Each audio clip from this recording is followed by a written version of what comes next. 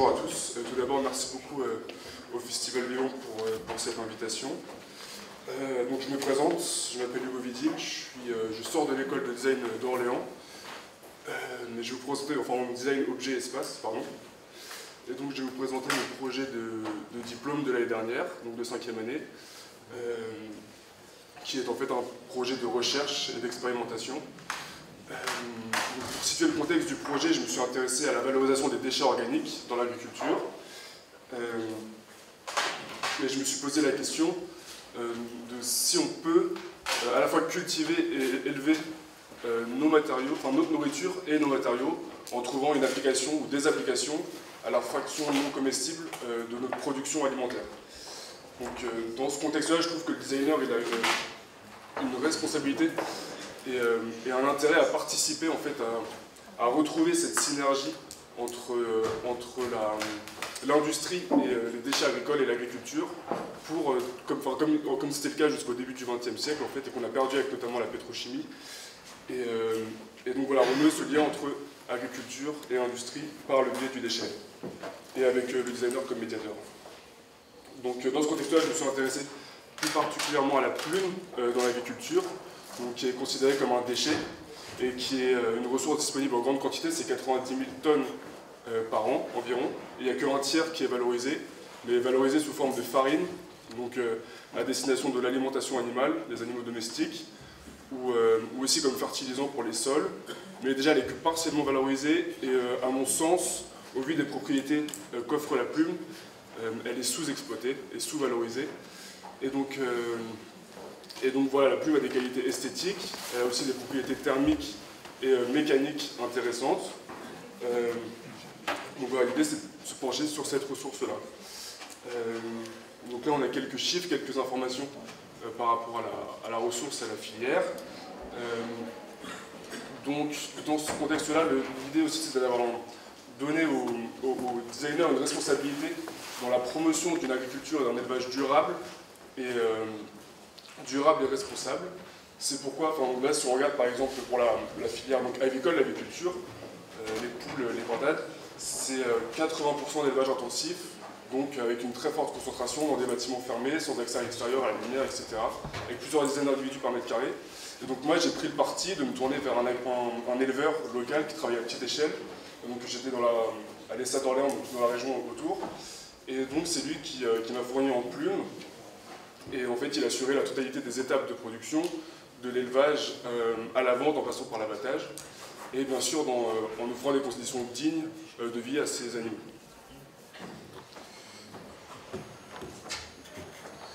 Donc voilà, on va rentrer un peu dans le détail du projet. Donc si on se penche maintenant sur la plume, dans sa composition, on s'aperçoit qu'en fait il y a deux types de fibres différentes. Une partie qu'on voit ici en blanc, qui sert tout simplement à la régulation thermique, qui est très dufteuse, très douce, et qui est cachée en fait sous les autres fibres contre le corps de l'oiseau. Et donc ça c'est les premières fibres, et les deuxièmes qui servent justement à protéger les premières, servent donc à l'enveloppe, à la couleur, au camouflage, à la séduction, au vol, à la protection de l'oiseau. Et donc l'idée en fait c'est deux fibres qui ont une structure microscopique très différente et des propriétés différentes, et l'idée c'était donc de trouver un moyen de séparer les deux pour les exploiter isolément. Donc ça c'est la première partie du projet. Donc là c'est les fibres blanches, dufteuses, isolantes. Donc par un moyen qui est par un procédé qui se rapproche de celui de l'industrie du duvet pour extraire les plumes les plus légères des palmipèdes. Donc un système de flux d'air et de triage par flux d'air. J'ai réussi à isoler donc, et au préalable d'abord mixer c'est plusieurs procédés pour juste récupérer la fibre qui m'intéressait là.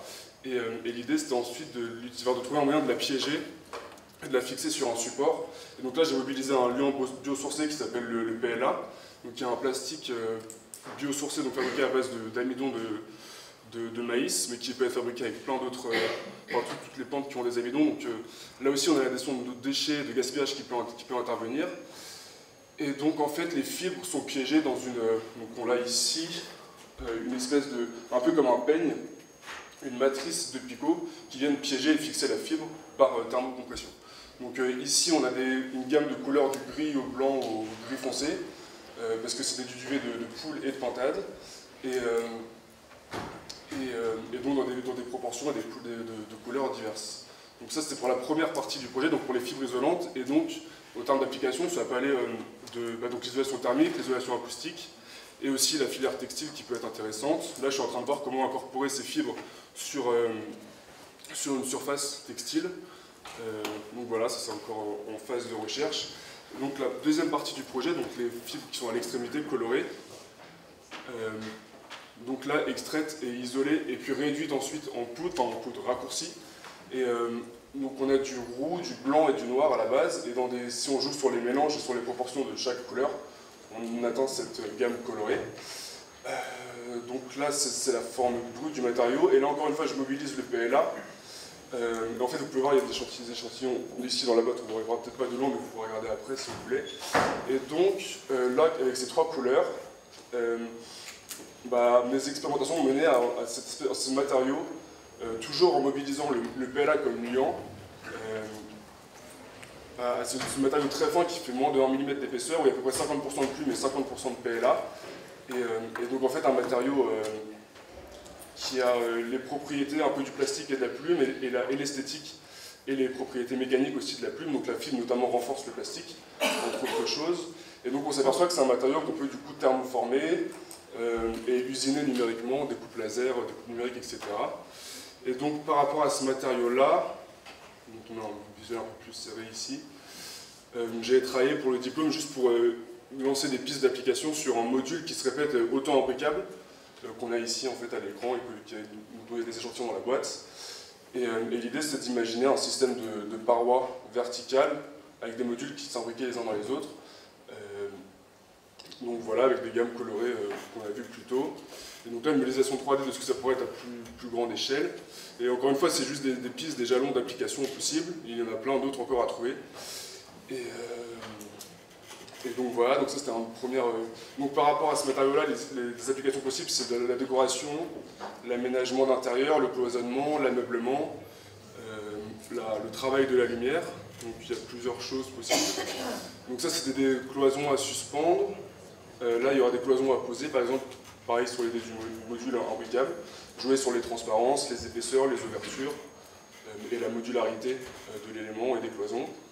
Et donc voilà, après c'est un matériau aussi qu'on peut travailler dans la masse, avec des épaisseurs beaucoup plus grandes, et là, typiquement pour fabriquer des objets ou dans l'ameublement. Donc voilà, après les axes de progression du projet, ça serait de pouvoir trouver des moyens de rationaliser les procédés de fabrication, de pouvoir traiter plus de matière plus rapidement, à plus grande échelle, et trouver des applications peut-être plus précises, plus pertinentes, et aussi peut-être trouver un autre lien que le PLA, même si c'est un plastique biosourcé, ça reste un plastique, donc de la chimie, et trouver peut-être un lien, notamment peut-être extraire la kératine de la plume. Ça, je n'ai pas encore exploré cette piste, mais ça pourrait être une possibilité. Et donc voilà.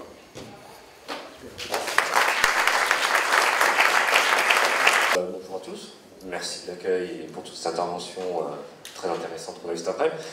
Alors, on sait qu'on doit changer nos habitudes pour préserver la planète, et on sait aussi que la nature peut nous aider à faire tout ça.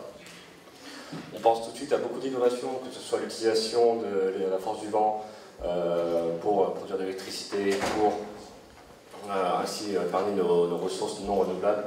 On a aussi l'utilisation des plantes pour dépolluer les eaux et ainsi réduire notre consommation de produits chimiques. Mais quand on parle de toutes ces innovations, on a tendance à oublier qu'on a aussi les petits êtres vivants sur Terre qui sont incroyables, sont plus ingénieux, plus brillants en termes de développement durable. Ces micro-organismes sont de redoutables défenseurs de la nature, et en plus de réguler tous les cycles géochimiques nécessaires à la vie sur Terre, nous sommes aujourd'hui capables de pouvoir les utiliser via des techniques de microbiologie, etc., afin de résoudre des problèmes environnementaux. On pense par exemple à la dépollution des sols, l'assainissement des milieux et la production de matériaux respectueux de l'environnement. En effet, certains micro-organismes sont capables de produire des matériaux respectueux de l'environnement que nous utilisons quotidiennement dans l'industrie ou pour un particulier. Et si ces micro-organismes pouvaient nous permettre de résoudre un des enjeux environnementaux majeurs que nous avons aujourd'hui, à savoir le plastique. Le plastique, vous le connaissez tous. Il est produit en grande quantité, il pollue les sols, les océans et met en danger nos écosystèmes. Aujourd'hui, on produit à l'échelle mondiale 335 millions de tonnes par an de plastique. Sur ces centaines de millions de tonnes de plastique, seulement 9% sont recyclés. Et on retrouve donc dans les océans 150 millions de tonnes. Une alternative potentielle à ce problème de plastique, ce sont les bioplastiques. Ils sont produits à l'aide de ressources renouvelables telles que les céréales. Sont biodégradables, biosourcés. Aujourd'hui, le marché du bioplastique est en pleine expansion et vise à atteindre une valorisation de 68 milliards de dollars d'ici 2024. Donc dit comme ça, je vous propose une solution qui est miraculeuse au problème du plastique. Cependant, ce n'est pas le cas. Malheureusement pas encore. En effet, la production de bioplastique rencontre de nombreux problèmes, que ce soit, et notamment, le problème majeur, c'est l'utilisation, c'est le substrat qu'on utilise dans la production de ces bioplastiques. En effet, pour produire du bioplastique, on va utiliser de la matière première qui va avoir pour conséquence d'augmenter le coût de production, mais aussi de monopoliser des terres arables. Donc si je vous expose tout ceci, c'est que bien entendu, je viens pour vous proposer une solution. Cette solution, c'est notre projet Bioplastoid, donc qui vise à pallier à ces problèmes qu'on rencontre à l'heure actuelle dans la production de bioplastique, en remplaçant les ressources par les ressources telles que les céréales, les sucres, par des déchets alimentaires spécifiques. Ces déchets alimentaires, d'ailleurs, sont majoritairement incinérés et produisent des dégagements massifs de gaz à effet de serre, et sont donc aussi un enjeu environnemental. Donc Bioplastoid propose un procédé innovant et écologique de revalorisation de ces déchets pour en faire un produit à haute valeur ajoutée. Ce bioplastique serait donc biodégradable, biosourcé, biocompatible et posséderait aussi des caractéristiques très similaires au plastique que nous utilisons à l'heure actuelle. Nous sommes inspirés par la nature et développons avec elle un procédé qui rentre dans une économie circulaire et permettra de créer un cercle vertueux et ainsi nous permettrait de répondre à un des enjeux environnementaux majeurs que nous avons actuellement. Merci infiniment pour votre attention. Bonjour à tous, donc Simon Pelletier, cofondateur d'AgriCarbone. Je vais vous présenter très rapidement, donc on a 5 minutes, c'est très court, mais essayer de vous transmettre un petit peu le concept de notre activité, donc qui s'est créée il y a 1 an et demi. C'est une idée qui a émergé à partir de discussions de 2 ingénieurs agronomes qui ont aussi passé quelques temps sur ces bancs. Et l'idée, c'est de nous dire, aujourd'hui, on est très dépendant de matières organiques fossiles, donc le pétrole et le gaz fossile, notamment, et on a oublié un petit peu ce que l'agriculture pouvait produire. Donc on a recentré l'agriculture sur sa fonction principale qui est de produire de l'alimentation pour les hommes, mais historiquement elle avait également un rôle de production énergétique, c'est-à-dire la force de traction. En prenant un exemple tout simple, c'était les chevaux. Les chevaux, ils étaient nourris à partir d'avoine qui était produite sur les exploitations, notamment entre 2 cultures alimentaires. Donc l'idée est de nous dire, voilà, aujourd'hui on a un petit peu oublié ce schéma-là, donc cette approche circulaire finalement en agriculture avec le recyclage des nutriments notamment. Et on a également de nombreux coproduits qui aujourd'hui sont simplement remis au sol et sous-valorisés. Donc il y a toujours cette question vis-à-vis du sol. Le sol est vivant et on doit le nourrir également, donc tout est une question de compromis entre ce qu'on peut exporter et valoriser sur les filières de production d'énergie, de matériaux, de chimie, et également l'alimentation, enfin, et surtout les litières animales. Voilà. Donc on aborde vraiment tous ces sujets-là sur la valorisation de la biomasse agricole non alimentaire et faire cela de façon durable. Donc on a pris des exemples de clients. Là par exemple c'est un de nos premiers clients qui nous a fait confiance, donc une unité de méthanisation donc, localisée en Mayenne, qui elle recherche des biomasses au meilleur prix. Et là quand on parle de biomasse, on parle vraiment de coproduits agricoles, donc il y a des pailles de blé, notamment, après des cultures intermédiaires, et ensuite des menus pailles. Et il souhaite également valoriser le coproduit qui est généré par son unité, le digestable. Voilà, il rencontre des problèmes parce qu'aujourd'hui en agriculture, la valorisation des produits résiduaires organiques comme celui-ci est peu courante. On a conservé une approche linéaire généralement en disant on achète des fertilisants, on produit, et ensuite finalement on rapporte peu au sol les coproduits générés, que ce soit par l'alimentation humaine, notamment. Je pense aux bouts de stations d'épuration, etc., qui ont des images assez négatives. Donc d'un côté, on a un client, consommateur de biomasse, et de l'autre côté, on a une exploitation agricole qui, elle, souhaite valoriser ses biomasses. Mais aujourd'hui, on a une catégorie, en fait. Il y a une catégorie produits alimentaires, en gros, et ensuite, il y a une catégorie plus ou moins coproduits ou déchets. Et dans ces déchets-là, on a du mal à faire la distinction entre plusieurs catégories, finalement, plus de déchets, mais de coproduits. Nous, on préfère les appeler, on a du mal avec cette notion de déchets dans laquelle on oublie complètement le côté ressources sur le produit. Et donc là, on prend l'exemple toujours des pailles qui produisent des cultures intermédiaires et des pommes de terre déclassées, par exemple. Donc on a souvent ce cas-là qui se présente. Et de son côté, lui, il est d'accord pour valoriser ces produits-là, mais il exige des garanties économiques pour être sûr que l'exportation est intéressante économiquement pour la viabilité de sa structure, mais également agronomique pour être sûr que dans 10 ans, on ne soit pas dit, bon voilà, on a foncé dans le mur finalement, on a tout exporté, on a dégradé la qualité organique des sols, et aujourd'hui, on ne peut plus rien produire. Donc, pourquoi aujourd'hui ce lien n'est pas fait finalement entre consommateur et producteur? On a identifié plusieurs freins. Le premier frein, c'est un frein social, principalement, donc avec vraiment des langages différents entre les deux acteurs, et une diversité d'acteurs à l'interface, c'est-à-dire que l'agriculteur, potentiellement, il va devoir faire appel à des conseils de chambres d'agriculture, d'instituts techniques, des entreprises de travaux agricoles, d'autres entreprises, des prestataires qui vont devoir assurer le stockage de sa matière car il n'est pas équipé. Donc le premier était le frein social, le deuxième c'est un frein quantitatif. Donc on connaît tous la variabilité des rendements agricoles. Le méthaniseur, lui, finalement, c'est un élevage de bactéries, il doit alimenter son unité régulièrement, une chaufferie c'est pareil, un élevage c'est pareil, donc il peut pas se permettre de prendre ce risque-là. Donc aujourd'hui, il a du mal à contractualiser en direct avec un agriculteur.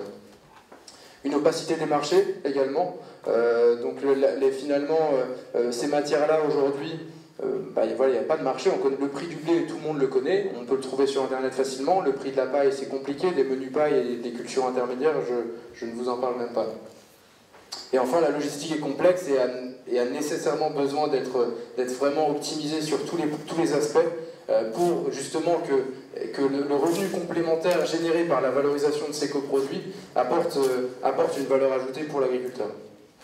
Et enfin les contraintes agronomiques donc sur la durabilité des exportations. Vraiment. Donc ce qu'on propose finalement, c'est de nous positionner, donc on voit le petit logo AgriCarbone, à l'interface entre les producteurs et consommateurs de ces matières agricoles, en assurant une gestion externalisée de l'approvisionnement en biomasse et du retour au sol des coproduits générés par ces unités industrielles.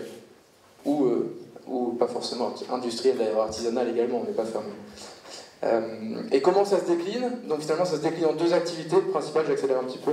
Le négoce court terme, donc finalement là où on reçoit des appels, un agriculteur a une matière déclassée, il dit je ne sais pas quoi en faire, donc nous on le redirige vers la bonne filière pour essayer de la valoriser au meilleur prix et de la façon la plus cohérente possible.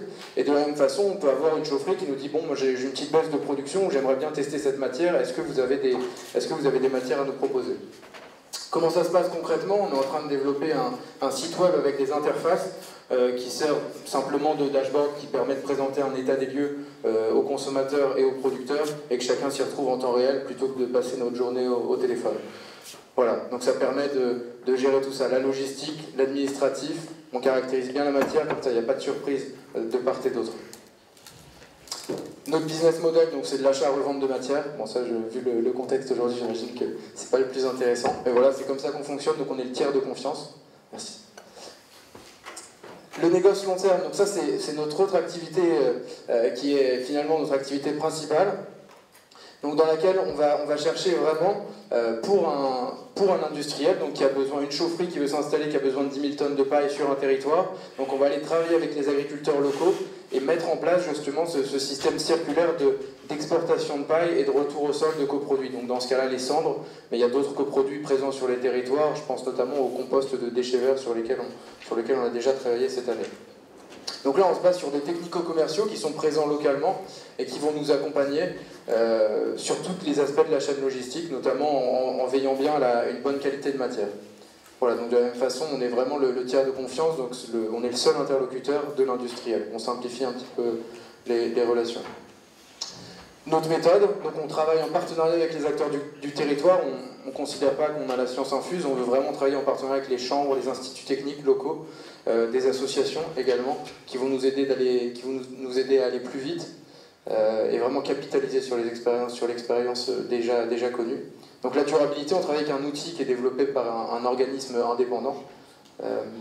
Le suivi logistique, traçabilité, tout ça c'est géré par notre plateforme. On contractualise sur du pluriannuel donc pour éviter justement toute cette question de volatilité des prix sur ces nouveaux marchés. Et enfin on développe des outils pour justement rassurer les agriculteurs sur les questions de bilan finalement au niveau du carbone, mais aussi sur les éléments fertilisants NPK. Voilà, donc aujourd'hui, la start-up, enfin jeune entreprise, donc ça, voilà, le sujet est un peu ouvert. On a été créé il y a 1 an, on a fait 400 000 € de chiffre d'affaires. Aujourd'hui, nos marchés, donc c'est méthanisation, chimie, mais également matériaux et élevage. On veut vraiment être multi-intrant, multi-débouché sur un territoire. Voilà, donc notre objectif c'est d'accroître les volumes, de tester nos interfaces qui sont en développement et de prioriser notre développement sur 3 zones. Et tout cela sur une équipe donc composée de 3 personnes actuellement, Amaury, moi-même et Emeline qui est ici, qui nous a rejoint mi-juin. Et voilà, donc on est également soutenu notamment par le ministère climatique, la BPI et d'autres organismes. Voilà, je vous remercie. Excusez-moi.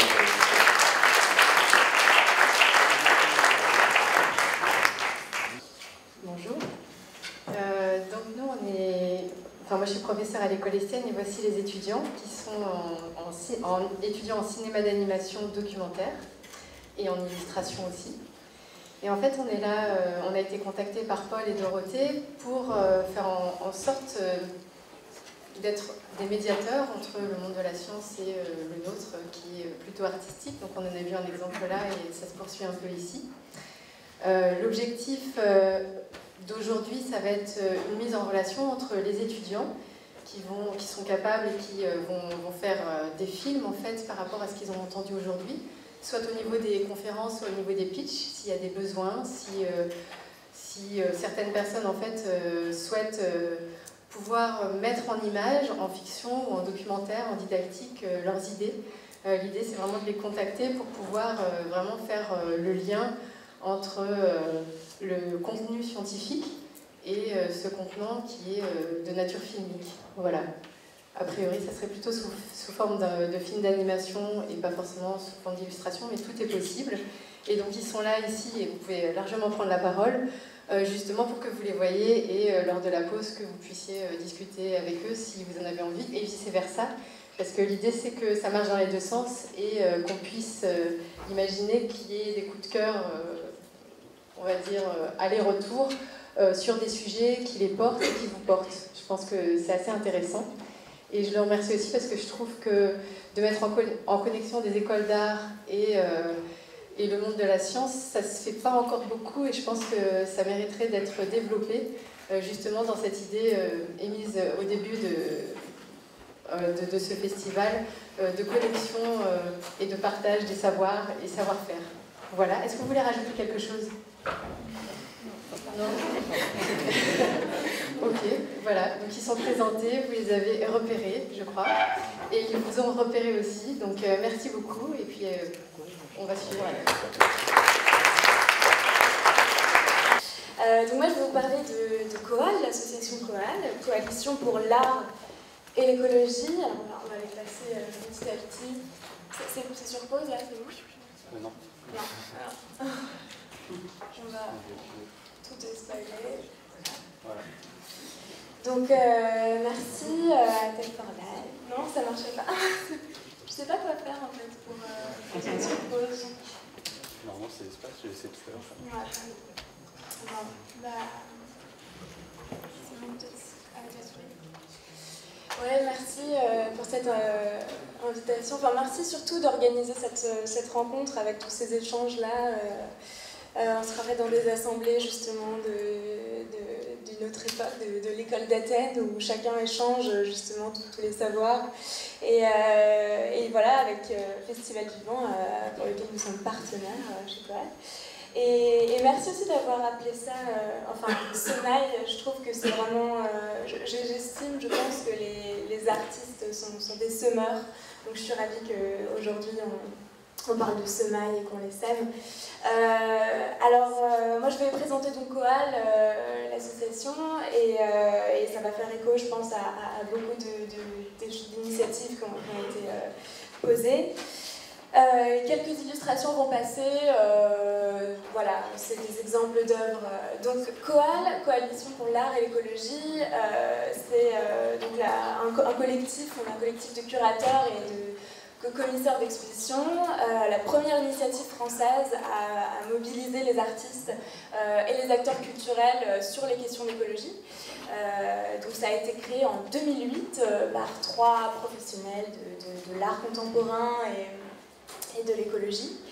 Et en fait, nos valeurs, je vais faire passer aussi d'autres images.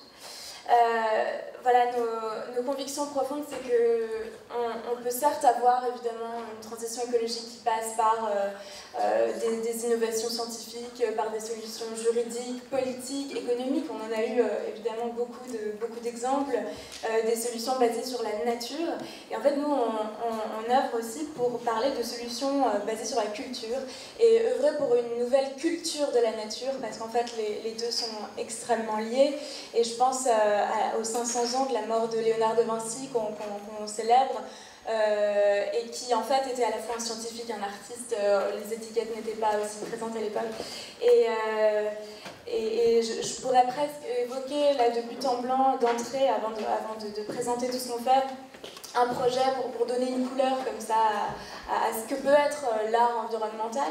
Je pense à l'artiste Jérémy Gobet qui a eu voilà, un semeur, c'est par le sensible que parfois les choses viennent, qui s'est rendu compte que avec la dentelle du Puy-en-Velay, on pouvait créer un substrat pour des boutures de coraux, et donc favorable en fait à la régénération des coraux. Et donc il fait des installations incroyables autour de ça. Et voilà, c'est un exemple typique pour montrer qu'on est loin d'une idée d'un art aussi superficiel et simplement figuratif, et qu'en fait c'est des vrais acteurs. Donc voilà, en fait nous on mobilise la scène culturelle voilà, pour ça, parce qu'en fait un véritable changement ne pourra avoir lieu sans une redéfinition des imaginaires, des récits. En fait on a besoin de reconstruire ces récits aujourd'hui. Et en fait, qui mieux que les artistes, justement, pour parler directement à nos sens, à nos imaginaires. On pourrait parler après de chaque œuvre qui défile. Voilà, donc nous concrètement, que fait Coal? Il y a 3 principaux points. On organise chaque année le prix Coal. Donc cette année, on vient de le clore en 2019, mais nous le lançons en 2020. Bientôt, nous lancerons l'appel à projet. Et j'imagine que des gens ici pourraient être intéressés pour proposer des projets. Ça sera sur la thématique du vivant et de la biodiversité. J'en parlerai peut-être juste après. Donc ça nous permet d'identifier, de créer une scène culturelle, en fait, de constituer un champ dans l'art grâce à ce prix Coal, art et environnement. Notre deuxième champ d'action principal, des images d'exposition qu'on fait, du commissariat d'exposition, de la direction artistique. On a la direction artistique de la prochaine Biennale d'Anglet en 2020, et on est en ce moment en train de faire une exposition sur le vent à l'eau sucre de Dunkerque. Donc voilà, comment revisiter, réinvestir les éléments, la nature à travers l'art. Et puis le troisième gros point, c'est une sorte une forme de plaidoyer en fait pour une nouvelle culture de la nature, où on essaye le plus possible d'associer les acteurs de conservation de la nature, les acteurs du territoire, avec les acteurs de la culture, qui en fait se parlent finalement très peu, et les parcs, les réserves sont très demandeurs en fait d'une vie culturelle.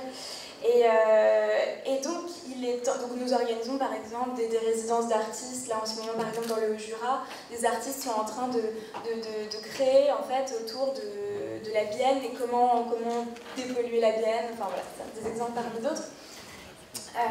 Et j'en viens au point qui va résonner en fait en termes de mots même au Festival Vivant et qui nous a fait nous rencontrer d'ailleurs, qui est la saison culturelle que nous lançons, qui est la saison Vivant. Alors la voici. J'ai quelques petits flyers que je pourrais laisser si voilà. Et donc on est très heureux de... Enfin voilà, aujourd'hui le Festival Vivant c'est presque la première manifestation avant l'heure de notre saison culturelle à nous, qui aura lieu donc de mars à octobre 2020.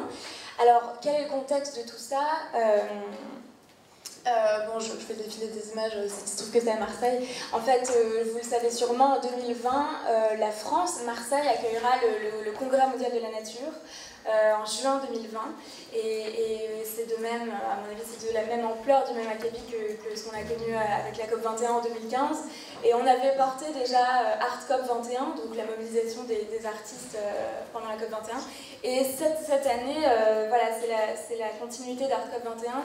Donc Vivant, pour créer justement, pour faire résonner en fait toutes ces négociations, ces débats qui seront échangés entre les congressistes et pour les faire résonner finalement dans l'espace public et dans la sensibilité de chacun. Et donc voilà, évidemment dans ce contexte qu'on connaît, qu'on commence aujourd'hui à connaître de la sixième extinction, où je crois 26% en France des espèces sont déjà sont en voie d'extinction, ou déjà éteintes ou menacées. Et donc nous organisons à cette occasion, donc entre mars et octobre, nous organisons le prix Coal 2020 donc sur la question du vivant. Donc vous êtes conviés à proposer des projets qui relieraient donc, par l'art les questions, la thématique de la biodiversité. Et nous lançons, alors ça peut intéresser les étudiants ici, pour la première fois le prix Coal étudiant art et environnement, donc sur le vivant, et qui concerne toutes les écoles d'art et de design. Donc il suffit simplement d'être en 3e année pour pouvoir proposer un projet. Et c'est la première fois que nous le lançons. Et puis, bon voilà, ce que sera cette saison-là, c'est donc un ensemble, un agenda en fait. Vous pourrez voir, nous avons un site, un agenda culturel. Et l'idée, c'est que sur tous les territoires, partout en France, les acteurs se proposent en fait des événements et se mobilisent. Et il y aura des temps forts. Il y aura des temps forts à Marseille, et notamment donc seront une sorte de festival vivant, une sorte de rencontre comme on a ici, des états généraux un peu de la biodiversité et des ateliers professionnels. On organisera ça en juin à Marseille, et également des temps forts d'une excursion sur tous les lieux culturels marseillais pour les congressistes et pour les venants, les personnes qui viendront à Marseille à ce moment-là. Voilà. Et voilà une illustration d'un projet qu'on fait en lien avec le Grand Paris.